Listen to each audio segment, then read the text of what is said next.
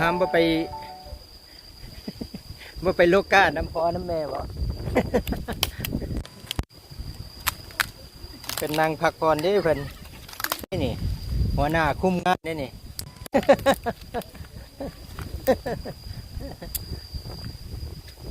ตอนนี้เนี่ยนาตอนนั้นเขาเจ้าดำเขาเจ้ามีแห้งหลายเขาเจ้าที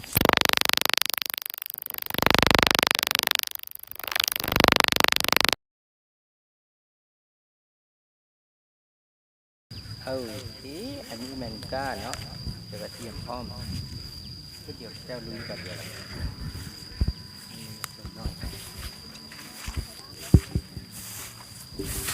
โอ้อ้าวพวกเจ้าแล้วไวเนาะเตรียมกล้องจนว่าท่านนะพากันดำหน้าแล้วละ เก่งหลายโอ้ยตัวใหญ่ดำเมื่อวานนี้บ่คือเมื่อเช้านี้โอ้ว่าลุยบัดเดียวเนาะเก่งหลายอันนี้มีประมาณชั่วโมงหนึ่งโอ้โหเสียดายเนาะบ่มีหน้าต่อมันนะเขาจะพากันดำก็เดียวจุบเลยเนาะเก่งหลายนั่นลูกหลานลงเตี้ยเมื่อไหร่นี่ทั้งหมดดำหน้าโน่นแบบนี้ ดำหน้าแซงแล้ววันนี้หน่อยไปดำหน้าโน่นละพ่อดำหน้าโน่นพ่อแล้วบอกโอ้สันตัวใหญ่อันเมื่อวานนี้ใส่จักสมองสันตัวใหญ่อันตัวใหญ่อ้ายดำได้ครึ่งนึงโอ้โอเคกันแล้วแต่ว่าเมื่อนี้ได้นาใหญ่กับนาน้อยนี่ประมาณ20 นาทีโอ้9 ซอยกันว้าวเก่งเนาะ20 นาทีลุยบาทเดียวเดี๋ยวให้นั่นบัดเดี๋ยวให้น้อยเนาะให้น้อยก็สิประมาณ20 นาทีปึ๊ดเนาะลายมือลุยบาทเดียวซัมแทรคเตอร์กูบาท่ารุ่นใหม่เนาะไทยบาทเดียว3-4ให้นะโอเคเก่งหลายนาบ่าวเจินเตรียมกล้องจนบ่ทันบ่ได้ถ่ายตอนดำหน้าซ้ำมาตอนสวยว่ากำลังจะลงมาบุกพวกเจ้าเข้าไปก่อนซ้ำเอาเก่งหลายยกcongratulation แต่ละคนลูกหลานเพิ่นเอาฉันขอซื้อแต่ละคนเธอผู้สาวเมืองนอกเมืองนาอยู่เบิ่งซื้อหยังเนาะซื้อวีทวีผู้นี้เด้ซื้อนี่เนาะเท่านี้ซื้อไซเท่าไซคนนั้นเด้เจ้าบ่าวไซงามเด้อันนี้ปลาโรยซอย3เนาะสิงโตบ่สิงสร้างนี่ผู้นี้ขอซื้อทุกท่านนี่ผู้นี้ยังไม่ได้ซื้อเจมโอ้ลืมไปเท่าเจมเนาะเอากิ่งหลายทุกคนเขากสิกลับละเอาตอนนี้เป็นพากันลงนาละเป็นว่า1 2 3 4 6 คนเนาะ6 คนก็ว่า20 นาทีเนาะคนละแข่งคนละคู่เอาเด้อเบิ่งเอามัดหนึ่งเป็นสิกำได้จักเทือแล้วก็ลงแต่ละคนเนาะเดี๋ยวจับไปอุ้มหมดเลยเด้แต่ว่าซ้ำนี่ก็เกือบ20%แล้วเนาะเอาคุละ4 มัดข้างละ2คนนี้เอา3เอาไปมัดบาทเดียว6เอาทำรายการดำหน้าสดฮ้อนเขาก็สิลุยโคตรเกือบลุยต้มน้ำข้าวเจ้าน้อยหนึ่งอันนี้เขาจะก็ย้ายไว้ให้โมเพราะว่ามาฮอดปุ๊บสีบ่ได้ไปเอาก้าบันไดเอาเบิ่ง20 นาทีตอนนี้3:36 นาทีเด้อ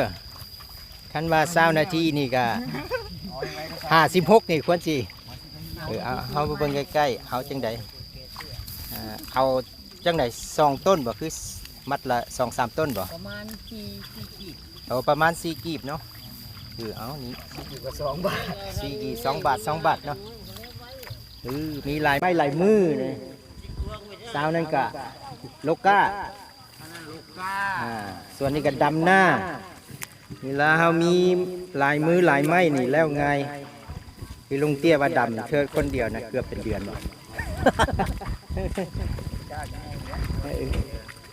โอ้นี่ดีเจ้าเบิ้งเด้อใครอยากเบิ้งอันดำให้ดำหน้าวิธีบ้านนี่แหละเดี๋ยวนี้ผู้บ่าวเมืองเสียงดาดำนาลงก้าได้เด้บ่แม่นสบายแบบเอานี่ไปสินี่เป็นอธิบายฟังนี่ต้นเดียวนี่เอาปักลงไปเลยปักลงไปเลยจุ๊บเห็นบ่แล้วเห็นพวกตัดปลายเพิ่นออกกันบ่เพราะว่ามันสิใหญ่ไว้บ่หรือว่าเขาตัดปลายออกแล้วโดนไปแล้วมันใหญ่ใหญ่มันตัดปลายมันใหญ่ไว้เนาะมันของโบตันแล้วมันจะเขาบ่งามแม่นออกซ่าแล้วจักเดือนนี่เพิ่นใหญ่ตาว่าเดือนบ่เนาะเขาต้องระยะเดือนบ้านปุ๋ยปุ๋ยเขาต้องใส่ปุ๋ยนะปุ๋ยซอยมันสิได้ไปไว้6 เดือนแล้วก็สิใหญ่แล้วจักว่าเขาต้องเล็งก่อนเล็งเขาต้องใส่ปุ๋ยหมายถึงใส่ปุ๋ยก่อนผู้บินดิแต่ก็ตายผู้บินดิแล้ว6 เดือนจักเดือนจังสิพอเกี่ยวได้เข้าจังสีเหลืองปีนึงปีนึงเกี่ยวสันเฮาก็บ่ได้ทำนา2 เดือนตัวแม่นเขากินนาปีแล้วปุ๊บมาโตนาแซงโตนาแซงสันเขาจะว่าตัวใดซะว่า6 เดือนเกี่ยวได้7 เดือน8 เดือนเข้าตั้งอยู่ไกลแล้วแม่นนั่นบ่ฮู้ว่าเขาจะใส่ปุ๋ยประเภทใดที่ว่าอยากให้มันได้เกี่ยวไว้ลืมถามอันนี้มันข้าวเจ้าบอกคือข้าวเหนียวเจ้าอันนี้มันข้าวเหนียวเนาะไห้ซองอันเป็นข้าวเจ้าซองไห้นั่นข้าวไห้ก็มันจะเป็นข้าวมะลิข้าวหอมเนาะหอมมะลิข้าวหอมอันนี้มันข้าวเหนียวเนาะแล้วเขาเจ้าสิใหญ่ระยะซ้ำอายุเดียวกันบ่หมายถึง6 เดือนกันใหญ่ซ้ำข้าวเจ้าเขาดำไปพร้อมกันมันใหญ่ไปพร้อมกันเลยบ่เกี่ยวว่าข้าวเจ้าใหญ่ไว้ก่อนข้าวเหนียวบ่อันนี้นี่มันปริมาณมันบ่ได้นะปริมาณบ่ได้เขาวานพร้อมกันเลยแล้วก็ดำพร้อมกันขึ้นกับคุณภาพดินนาแดเนาะแล้วก็ใส่ปุ๋ยเท่าใดเนาะอุ้ยขอยเหยียบยังไงน้ำข้าวเหนียวข้าวเหนียวแข็งแห้งก่อนลูกข้าวเหนียวนี่แข็งแห้งก่อนลูกข้าวเจ้าเนาะเจ้าโดนไปประมาณหลายเดือนถึงว่าเขาว่าก้ามันพวกแข็งตู่ที่เขาก็ต้องได้มาแซมแต่ละว่ามันขึ้นอย่างนี้แล้วน้ำนี่เขาปล่อยมันแห้งเองบ่น้ำนี่เขาต้องได้สูบเขาเลยแปลว่าคันเขาพออยากให้มันตายเลยเขาต้องเอาน้ำมาใส่ดีก่อนเนาะพอให้มันแห้งระยะนี้ว่าเขาดำไปแล้วเนาะหลังเดือนผ่านมาแล้วว่าน้ำถึงแห้งเขาต้องได้กินใครแต่เขามีสระเนาะเขาไม่ได้อาศัยแต่ฝนอันนี้ก็เป็นการดำหน้าน้องๆนุ่มๆเขาเฮ็ดจัดเองมันก็ฮับก้าอยู่นี้ฮับก้ามาจากอันนี้แล้วก็มาจำตัวนั้นก้าตัวนั้นยังบนใหญ่ปันใดสามนี้ตอนนี้ก็กลายไปแล้ว41 นาทีพวกเจ้าเหลือแต่9 นาทีเด้อคันสิกิน20 นาทีจังจริงนี่มันได้จากก็เพราะว่า20 นาทีพอได้อยู่ว่าวัยรุ่นกำลังเมียนดำนาแล้วมันไผ่เป็นมือแล้วมันไผ่เป็นมืออาชีพแปลว่าฝีมือเก่งกันหมู่เขาโล่นบ่ลุยเจ้าซื้อโล่ยเนาะปลาโล่ซอย3ปลาโล่ยซอย3เด้อพ่อแม่พี่น้องคุณไผอยากมาดำนาน้ำเราขอเส้นติดต่อเลยและนอกจากดำนาแล้วมีรายการอย่างต่อบ่วัดเหหาปลาจะหาปลาสำหรับผู้บ่าวอยากมาจ้อยนี่นะมีรายการอย่างให้เขาบ่สมมติว่าดำนาเรียบร้อยแล้วเขาก็ต้อง ซุ่มเซลนะนั่นแหละอยากได้ยินตัวนั่นแหละซุ่มเซลกับ XOX เลยเนาะเนี่ยนี่แหละครับว่าจุ๊บจุ๊บเดี๋ยว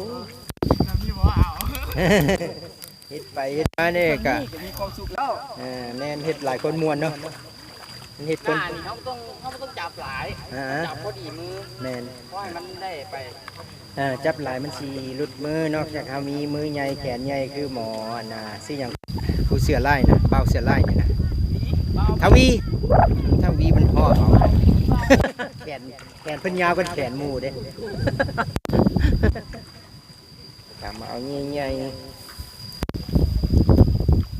หลายก็ได้หน่อยก็ได้หลายเพื่อหยังเพื่อมันตาย เพื่อมันตาย ปุ๊บนึงก็ยังประมาณ5นิ้ว เนาะ ถ้าถามว่าเขาใส่หน่อยมันตายเขาต้องได้มาแก้ม เสร็จเนาะการดำหน้าเด้อพ่อแม่พี่น้องเบิ่งก็ถือว่ายากปานใดเนาะมีแต่ว่ากะให้มันลิงๆกันไปเด้ก็แม่นแล้วเด้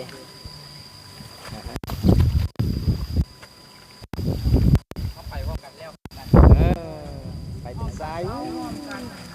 เสียดายต้องเสริมมานะฝ่ายผู้หญิงจัก 4-5 คนก็ดีเด้เนาะ คันมีผู้หญิงนี่ใครเขาอยู่ทางหน้าคืออยู่ทางหลัง ข้างหน้าก็ร้อ ในทางหน้าบ่สลัดเด้อน้องเด้อนางเด้อว่าติ เดี๋ยวเชียนจังหน่อยเขาสิพาไปวานหอยมันป่า เงื้อเดี๋ยวรายการต่อไปจับปูจับป่าบ้านแห่เนาะวันแห่ก็ต้องจับเป็ดได้เนาะวานบ่เป็ดนี่คือทิ่มมาลงน้ำน่ะตุ้ม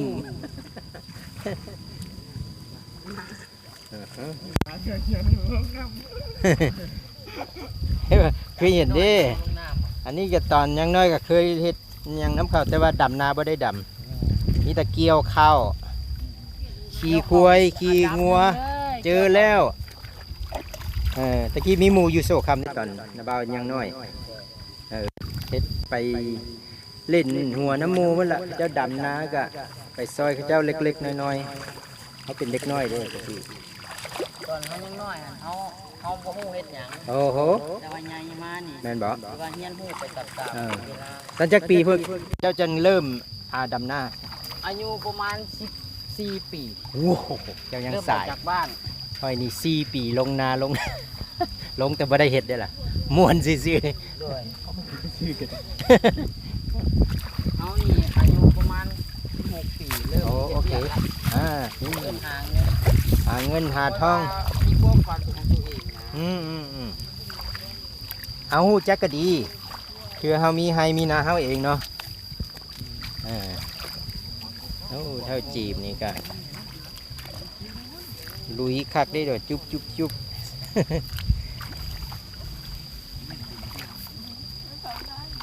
ได้สุดว่ะ ได้บ่หลายกันเลยมือแรงจังสด มื้อนี้ทายไปก่อน ช่องบ่มีช่องบ่ มีซ่องในน้ำลาวบ่แคนาดาลาว LAO ตัวอังกฤษเด้อบ่ได้ แคนาดา แม่นแล้วลาว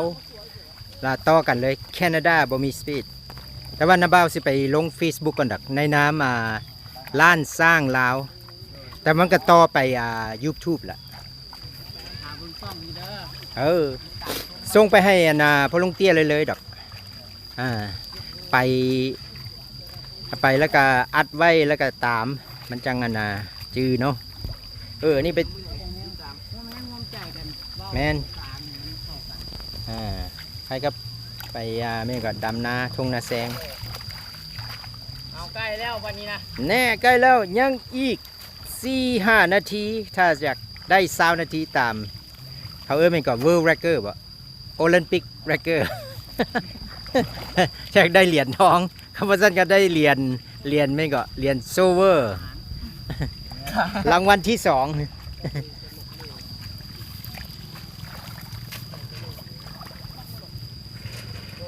้ยงแหนี่ต้อง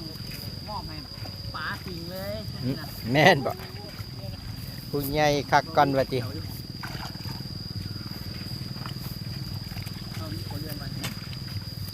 บ่าววีเขาเรียนวันแถวจะได้บ่าววีว่าบ่าวสิใจสั่งว่าที่แหละบ้านเขาน่ะ อ้าวพ่อแม่พี่น้องก็ใกล้สิแล้วเด้อยังอีกบ่ฮอด 15% กันแล้วนี่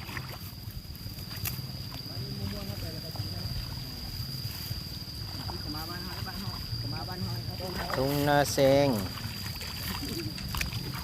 นี่ข้าวจีนก็ไวขึ้นนะฝีมือ ข้าวเหนียวนี่จะดำไว้คือข้าวเจ้า โอ้ เพราะว่าหยัง เพราะว่าหยัง ข้าวเจ้านี่มันจะแตกออกเป็นชิ้น โอ้ ๆแต่ว่าข้าวเหนียวนี่เห็นบ่ กกมันต่างกันบ่ มันจะจับง่ายมันหยา โอ้มันก็มันซาๆแม่นบ่ แม่น มันมีขน โอ้เด้เพิ่น มีการจับนี่เนาะ จับป๊อบๆเป็นบ่ เด้เท่าเลยเพิ่นก็อธิบายดีว่าข้าวเจ้ามันสิซาก่อนมีขนแล้วก็จับง่ายก่อนหมายถึงข้าวเหนียว และต้นข้าวเจ้ามันสิลื่นบ่ค่อยมีขนบ่มีหยังหลาย น้อยจับง่าย สำหรับมือเฮาจับง่ายสำหรับข้าวเหนียวเนาะ อ๋อ3นาที ยังอีกแม่นแล้วยังอีก2 นาทีปลาย เจ้า เอาได้เรียน โอ้มีเจ้ามีแต่เหนียวอยู่นี่ใหญ่นี่มันก็ขึ้นหน้า 30 เข้าก็จะให้มันใหญ่นี่นะ อือฮึ เพราะว่าเขาจะเล็งปูช่วงใดก็ยา อืม เขาต้องให้มันพอดีเกี่ยวกับ เออ น้ำมัน ปุ๋ยลายก็สิเข้มเนาะ แม่ มันก็สิตายเอามันซ้ำๆพอดี ตอนนี้อเมริกาเขาเจ้าก็เริ่มปลูกข้าวหลายแล้วเด้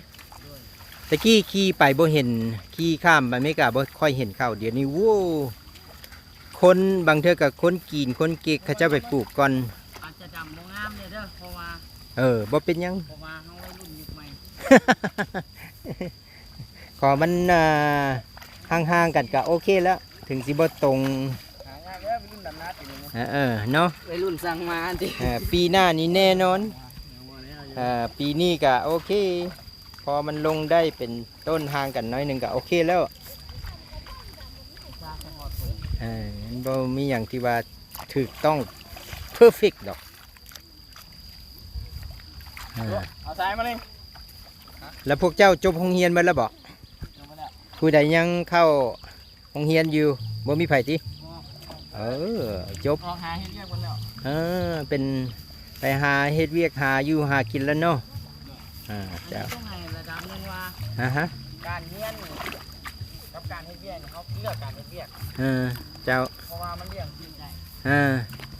พอดำให้ดำหน้ามันก็ หากระซางเขาต้องได้ไปหาเวียกนำ ก็แม่น โบแมนกับไม้โบเนียน อือฮึ เขาต้องเนียนหาประสบการณ์ อืม เทียบน้ำเนียนเลยน้ำ อ่าฮะ เราที่นี่ดี ก็คือกันนะบ่าวก็ว่าเฮ็ดนาเฮาได้กินข้าวอยู่ แต่ว่าเฮา ใช้ค่าบ้านบ่พอเด้ เนาะ บริทายตอนข้ามนาเนาะ บ้าไทยแล้วนะ ทายแล้วบอก มื้อนั้นเด้นะบ่าวก็มาเด้ทั้งเจ้าไทยกับคาดอุ้ยทั้งไทยทั้งคาดไทย ไอ้นี่ยากในระดับหนึง เท่าจีมันได้เนาะมื้อนั้นมีจีมีพ่อลุงกับผู้หนึงแม่นหยังกับเรามากับแฟนเราอะนะเท่านิกเนาะมื้อนั้นทายเท่านิกกับเท่าจีมกับลุงเตี้ย3 คนเพิ่นแล้วก็ทั้งไทยทั้งคาดนั่นแหละก็จับปลาข้อได้2 ตัวบ่ตัวบักใหญ่ปลาดุก ยอดเลยแหละ อื้อหือ แทบใจบ่ โอ้ ได้ นี่ได้ใกล้สิแล้วละเบิง51แล้วเด้อเอาให้โบนัสอีก3 นาที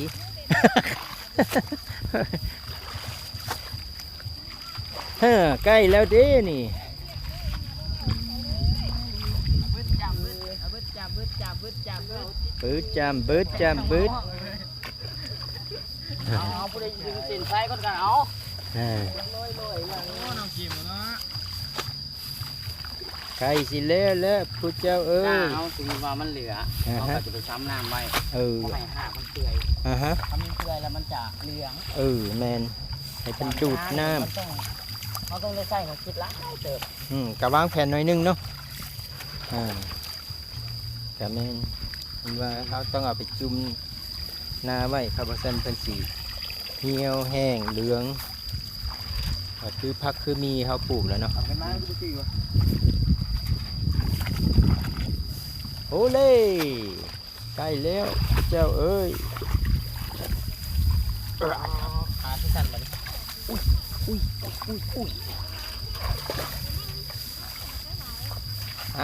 รอบสุดท้าย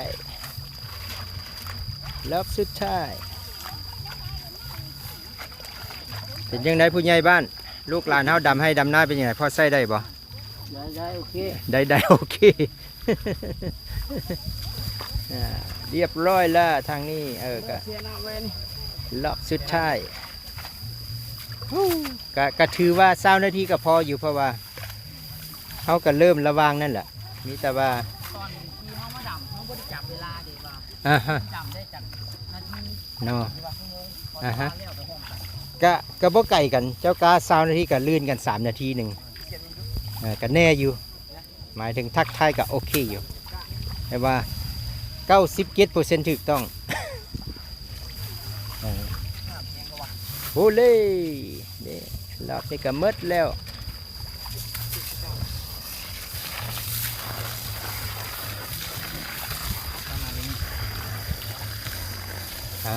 อันนี้ก็ เป็นยังไทยเขาคือสิบอลดำทีท่านดำทีท่านได้เข่าหลาย ฮะ ท่านถามว่าเขาดำงานเข่านี่นะ งาม ไปพร้อมกัน เออ ว่าเขาดำห่างดิ เพราะว่าหาก เข่ามันจะบุติดกัน เพิ่นสีมีบอลกินเสื้ออาหารน้ำดินน้ำนาเนาะ เนี่ย ถ้ามันใกล้กันเขาก็สิคือปลูกพักปลูกมีแหละเขาปลูกใกล้กันหลายมันก็สิแย่ง อีกอย่างมันกับสิบใหญ่ไปพร้อมกัน แน่น ไม่คือบัดจะมีเบ้า พอมีบอลหายใจเนาะ เอาเจ้าได้2 คนนี่เด้อเป็นเท่าใดนี่ เรียบร้อย อย่าดูอย่างกันอยู่แข่งขันกันดิ โอเค ทำร่มเลย จำบึกบ